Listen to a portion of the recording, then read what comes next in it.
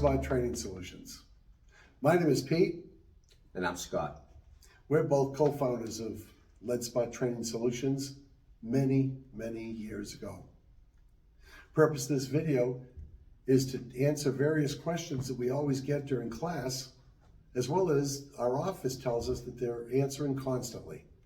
So this is not to replace training, but that we hope to hit certain questions, give you 2 or 3 minutes of an answer, move on to the next.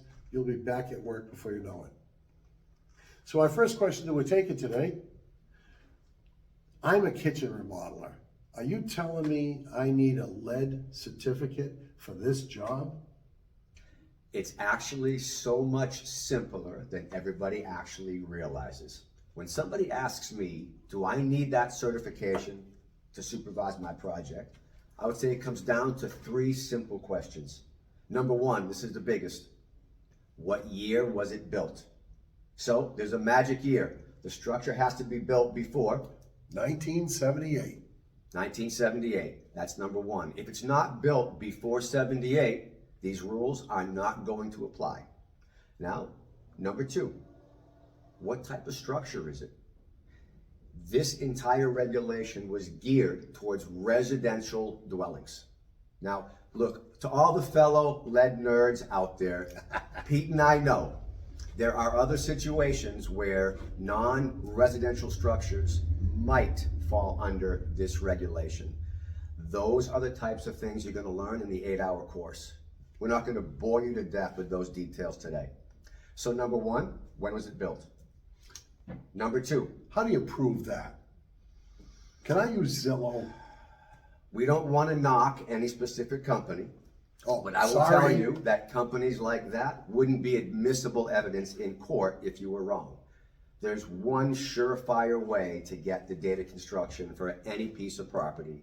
That's going to be the tax assessor's office. And luckily, it's typically available online.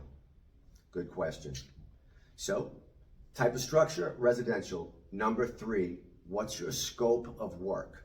And this is where it gets to be, it starts out complicated. Actually, it's the simplest part. When I say scope of work, what does that sound like to you? Scope. Mouthwash? Oh, I'm sorry. We're talking about lead paint. Scope of work. What the heck are you doing? What's in the contract? Painters, plumbers, carpenters, electrician, hardwood floor, roofer, paper hanger. Who else you want to bring in? Anybody? It's pretty. Are you telling me all of my guys?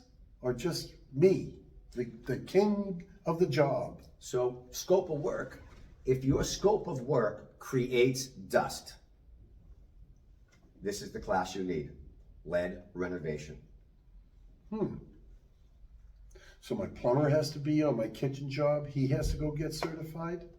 So when I tell you guys, I'm here to make it simple, Pete's going to step in and make it complicated. So I'm going to back this up again and say, listen, what this comes down to is everybody that wants to be in the work area during the lead phase of the project, supervisors are certified, companies are licensed, and everybody follows the rules.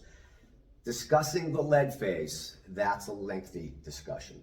We're going to save that one for a future video. I'm still stuck on something. So lead paint only, we only worry about it when we're in a dwelling? So in this commercial building, we could have lead paint and not worry about it? I would expect there to be plenty of lead paint in this old building right here. But everybody, we should remember, this lead renovation rule was really built for one reason. We're trying to protect little kids from lead poisoning when we renovate their old homes. It's not about the commercial world. And it's not about the worker. It's about protecting the kids. Remember, it doesn't mean that there aren't other laws affecting those buildings. It doesn't mean there's not other laws for protecting the workers exposed to this dust. We're simply focusing on the lead paint law that most of you call RRP. In other videos, you'll learn in different states the initials change, but it's the same concept. Scott's right. Protect the kids Because if you're sitting in your seat 30 years in the field, you might already be poisoned, and honestly, they've given up on us.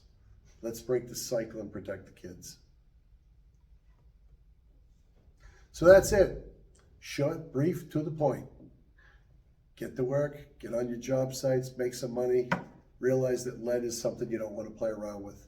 Get trained, do it right, be safe. Until then, this is Pete. This is Scott. Have a great day. Everyone goes home today.